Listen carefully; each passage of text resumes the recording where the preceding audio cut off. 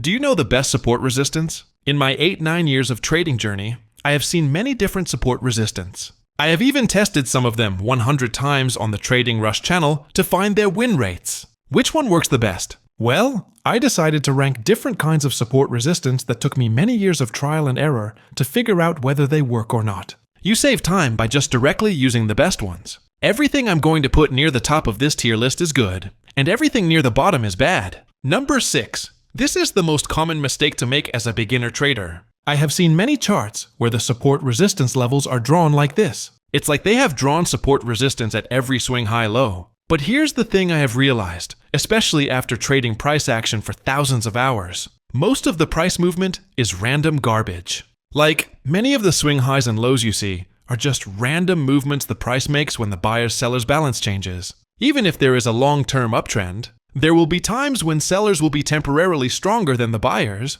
and then buyers will get stronger again. This movement is more like noise in the main uptrend move. Any swing high resistance or swing low support you draw in this is not a strong support resistance. If you want to see why they are not strong, just switch to a higher time frame. Many of these swing high-low support resistance levels you drew will not be visible on the higher time frames. Support resistance work when many people react in a similar way to a price area. If these swing high-low support resistance levels are not visible to most people in the first place, then they are weak. I have mainly used the swing high-low support resistance to exit trades, not to enter trades. I will put this in the B tier. They are important, but not that important. Number 5. When I was a beginner trader, one of the price action only trading strategies that worked for me was the extreme edge support resistance. Basically, if there was a good big reversal, I used to mark the extreme end of that reversal point with a line. When the price used to come back to this price level and strongly reject, then I used to take a reversal trade.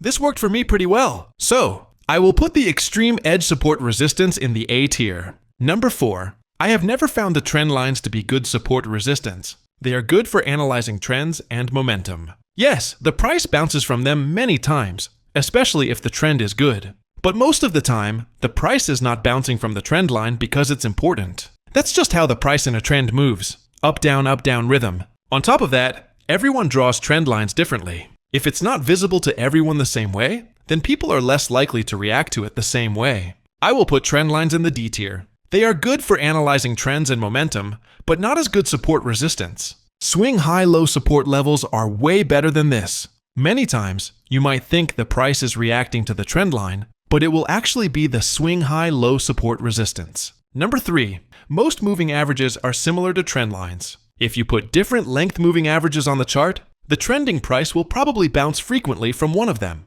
But just like the trend lines, the price is not bouncing because of the moving average. It's just how the trend moves.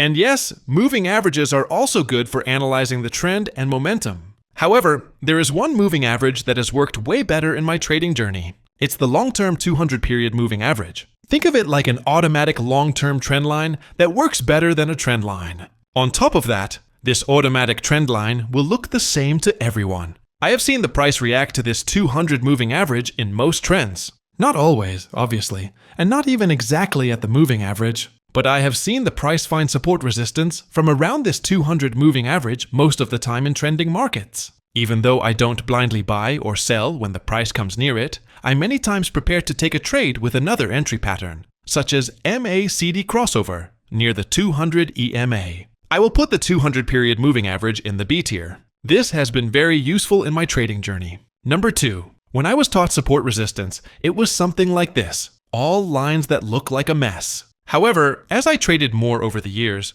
I realized that support resistance are not lines. They are areas. If we draw them as lines, then it's the same as drawing a random line on the chart. Not everyone is going to draw or see the same line. The only time drawing support resistance as a single line works is at the extreme edge. I mean, that's the whole point there, to take a trade at the extreme edge. All other support resistance that are drawn as lines in the middle of nowhere are not that great. I will put support resistance as lines in the C tier. Number 1.